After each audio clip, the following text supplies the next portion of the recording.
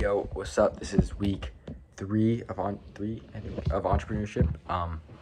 So this week, last week I had this big project that came in. I started developing starting doing the groundwork for the marketing campaign. I said it was gonna be ready in a week. Last week, it's still not ready. It'll be ready on Wednesday.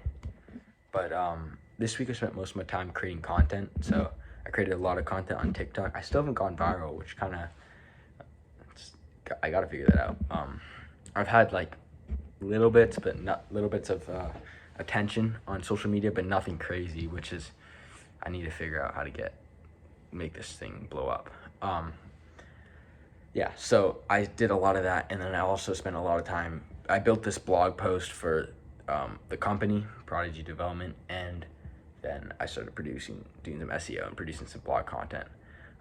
So that was pretty much what I did this week. Did some other little tasks today. I was working on a pitch deck for the company. That's a pretty good practice, learning how to pitch to investors. So yeah, I learned one really big lesson this week, which was, since I've started with these group of people on Prodigy Development, it's all of their first businesses that they've ever started. And I always thought like, I've been doing entrepreneurship as the only thing I've been doing in my life for the last 8 months. So I kind of felt like I was superior a little bit. But then my dad opened up. So when we were negotiating contracts and stuff, I really was kind of aggressive. I thought that I had this ego that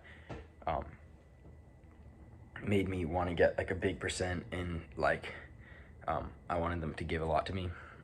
But then I learned, my dad told me this story, I forget who it was. It's this billionaire who started MySpace, and he worked with MySpace for a few times, and he didn't succeed, but he did have some success with MySpace.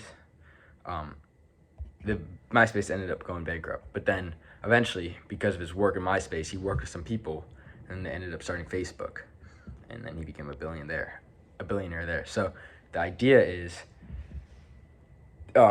and then he also gave this other example of his friends when he's choosing on who to work with in this real estate project.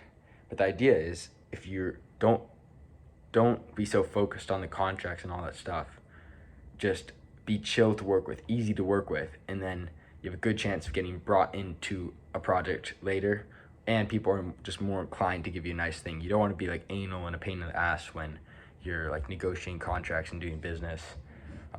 Yeah, one thing I forgot to tell about the MySpace guy is, yeah, he got brought into Facebook like when they were close to success, because he worked with the people, some employees in MySpace that ended up starting Facebook, and because he was chill and easy to work with and proved himself there, people starting Facebook added him into the business once they had something going, which just kind of shows you that like, if you're chill, if you are nice to work with, then you have a good chance of getting lucky, getting brought into something big, and people will probably not screw you over. You don't need to like demand a contract.